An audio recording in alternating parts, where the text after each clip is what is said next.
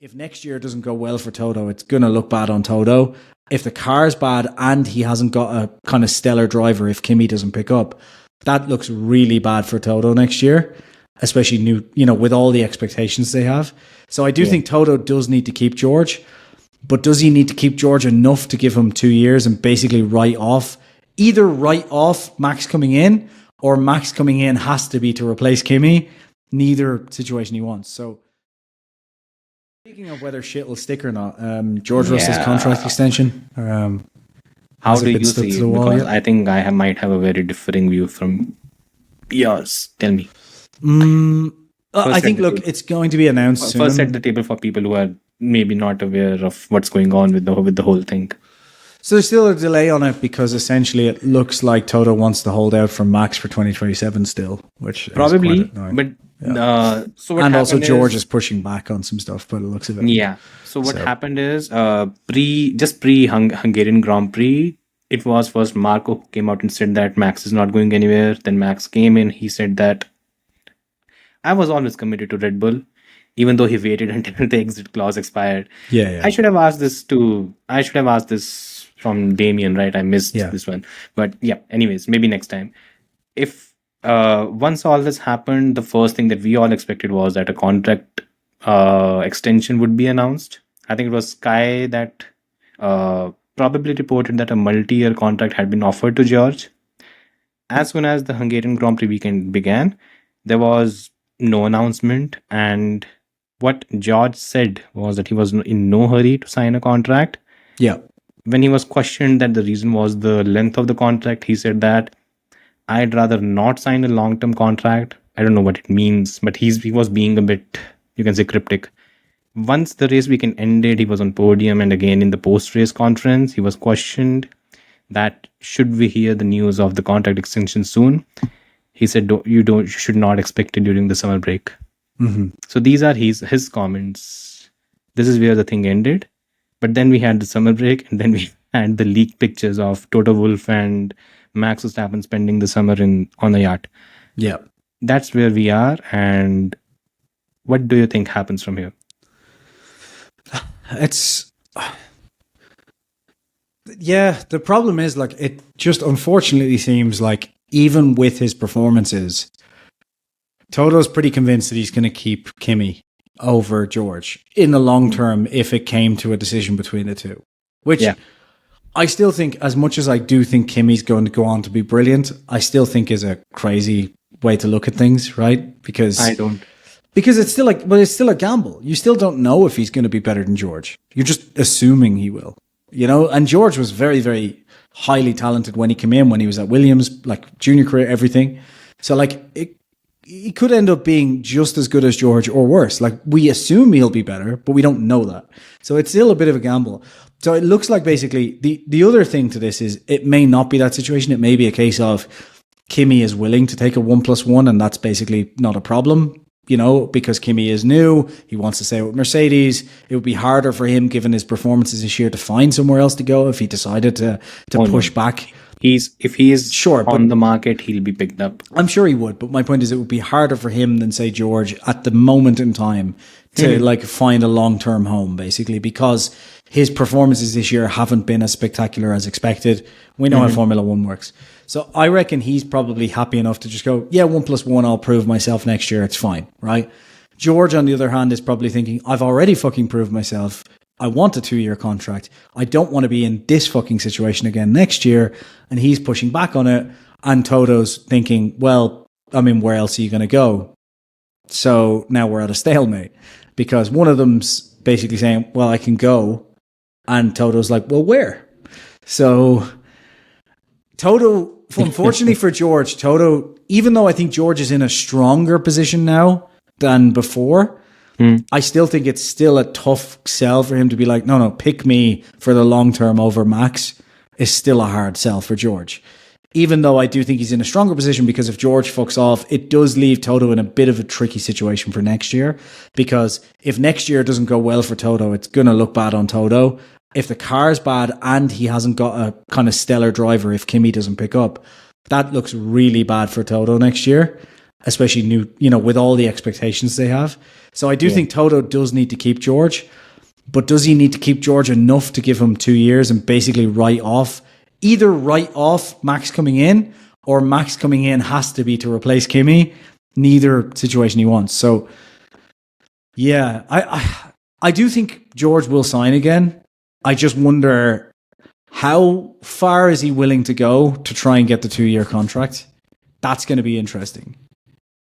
And how much is Toto willing to risk George? Because also, if this is the interesting part for me, is if Toto doesn't give George a 2-year contract, right? Let's say, and he decides like, no, I'm only willing to do a 1+1.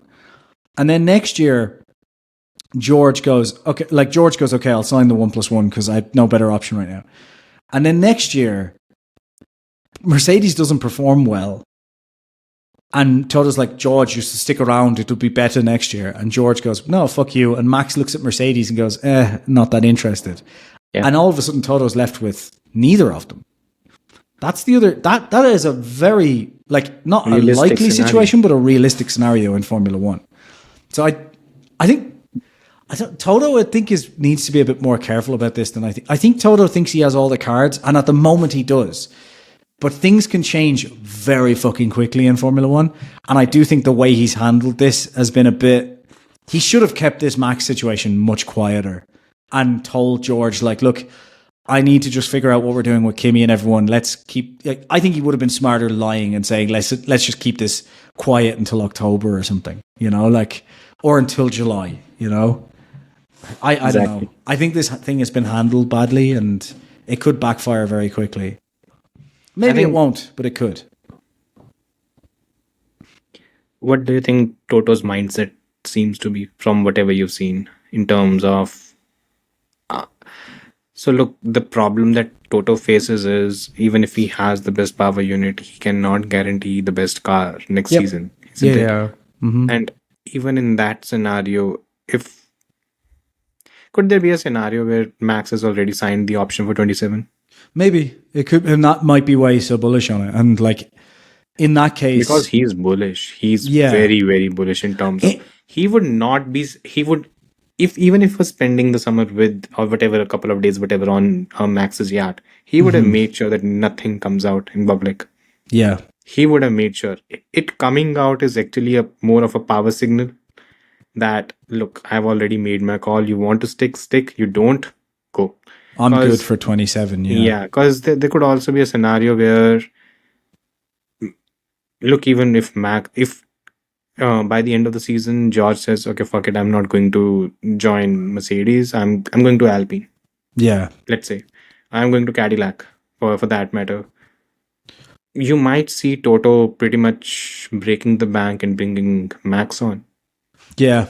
At any point, you can break the contract out completely. Right? Because it would cost a lot of money. Well, I don't know. Because I think in this particular situation, from my understanding of it, Red Bull would also have to agree to the buyout. And I think Red Bull would basically, they would prefer to keep Max than $100 million at the moment. Yeah. So I don't know if maybe but that's the a situation value is written on the contract anyways, right?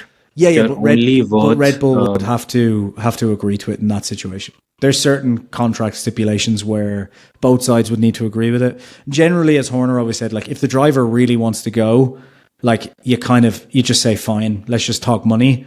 But they can enforce the contract and say, no, you have to stay because we're not accepting a buyout. Like we're just not accepting it. And that could be the situation Max and Toto find themselves in, where Red Bull is basically saying, we fired Horner. We tried to keep you happy. We're not taking 100 million now. Like you're staying here for next year, whether you like it or not.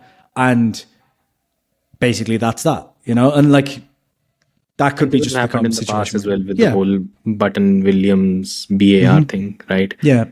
Who knows? Because it is even Williams George. I know it was less of a problem, but you know, Claire Williams did basically say, no, I'm enforcing the contract.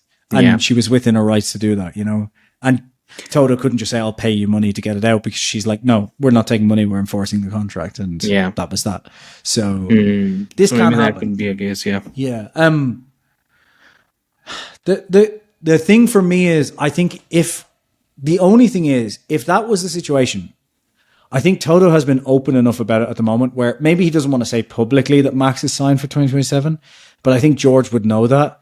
And I think in that situation, I doubt George knows it anymore because maybe, but I think in that situation, George signs a year anyway, right? Because he doesn't have an option. No, but I mean, maybe George signs for 2026 and just says, this is my last year with Mercedes anyway, or whatever, because where else does he go? That's not a bigger gamble anyway, you know? Mm-hmm. So he spends 2026 with Mercedes. Is great. He wins the championship. If he wins a championship and goes, like that's, I think that's a big middle finger to Toto anyway, isn't it? Like, you know, but then Toto gets Max the next year with the best car, so Toto wins. Win-win for Toto anyway, I guess. Yeah. The thing I said, look, in this point in time, Toto has most of the cards, and I think Toto is playing them the way he wants to play them.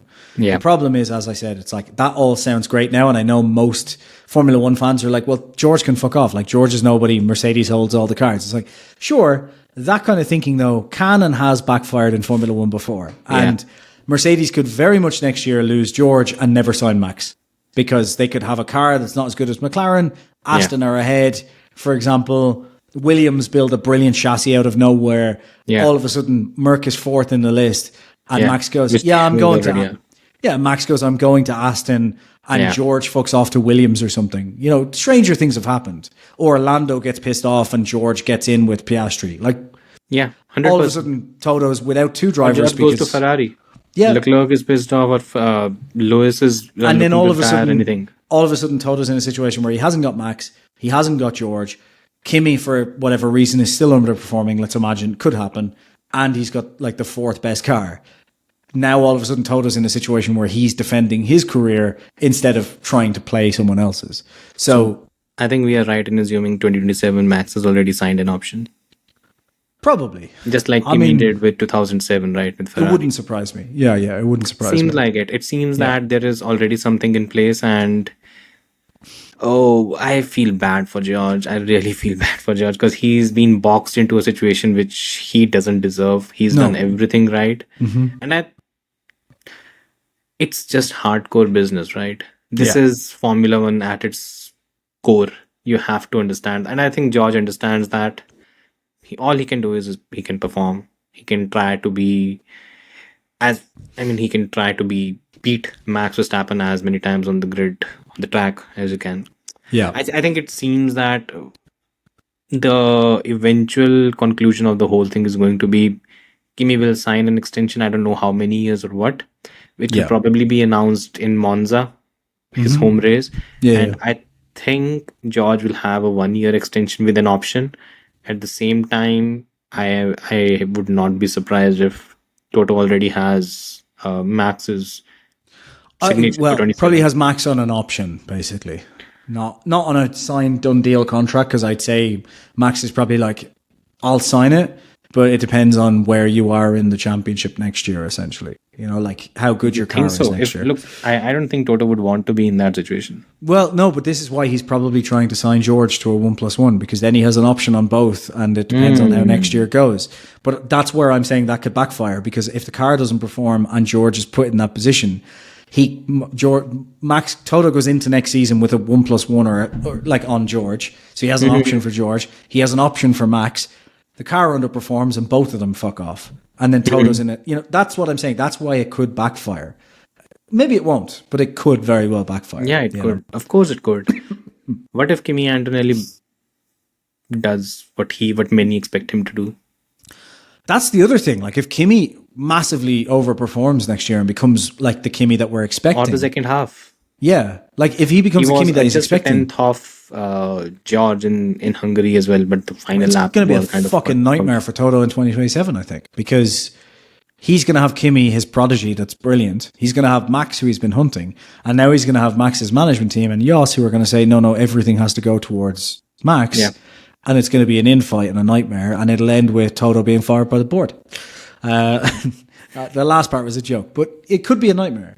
I don't know. I just think as much as the biggest piece in all of this is Kimi, because I think a lot of people have looked at the first half of the season, taken all context out of it, and made it look like Kimi is performing worse than he is. Kimi's been good. It's just the expectations were too high. We said this earlier as it's well. Not even that. It's just since And Canada, the the upgrade was a bit wonky. Once that is gone, Kimi has said even George confidence said, is back. Even George said the car was made tricky for Kimi basically by the upgrades. Exactly. So and we'll see. I think plus it's a rookie season. This is the first time he's been on all these tracks. This I think from Zandvoort onwards we might see, if we see a better Kimi, that actually raises a lot of questions, because if even in that case, if Kimi ends up being the exceptional talent he's been banked to be, then there is a lot of problem for Toto, because he's putting two drivers on a collision course which he doesn't need to, right? Because George and Kimi work well together anyway, and George. That's the whole thing. I mean, George with all of his teammates has a Daniel Ricciardo Verstappen thing which Red Bull had.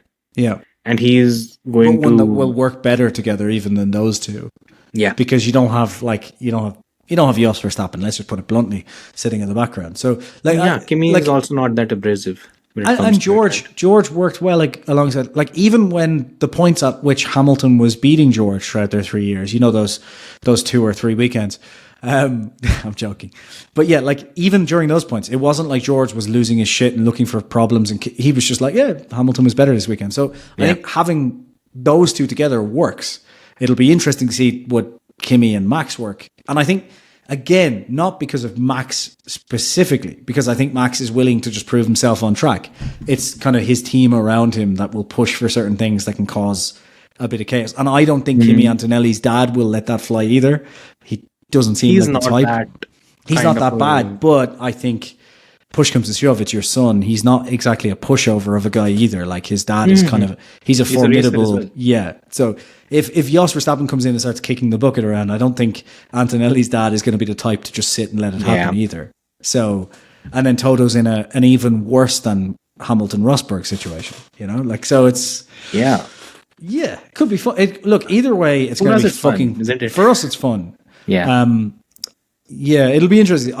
If George does get the boot, or basically is forced to sign a 1-year contract, I do feel sorry for him. And it's not because, as many people say in the comments and on Twitter, that I'm a George fan, because I'm not. It's because I don't mind. Like when I was a Checo fan, or I am a Checo fan, and even I said in 2024, look, no matter what, this is not working. So it's just I think it's kind of unfair because the car clearly isn't suited to him and so on. But he's not performing. This is F1. That's that, Whereas with George, I feel sorry for him because he is performing spectacularly and has performed. It's the nature in which Toto has gone about it, isn't it? Yeah, because it's demeaning to a driver of George's caliber. Yeah. Honestly, for me, it all comes down to, look, George is being treated poorly for the kind of work that he's doing, and he deserves better when it comes to that. Yeah. Max is good. Max is brilliant. Understood and agreed. If you want to go after him, it's fine. But the way the whole entanglement is, it looks bad because the driver is basically extracting all there is from the car.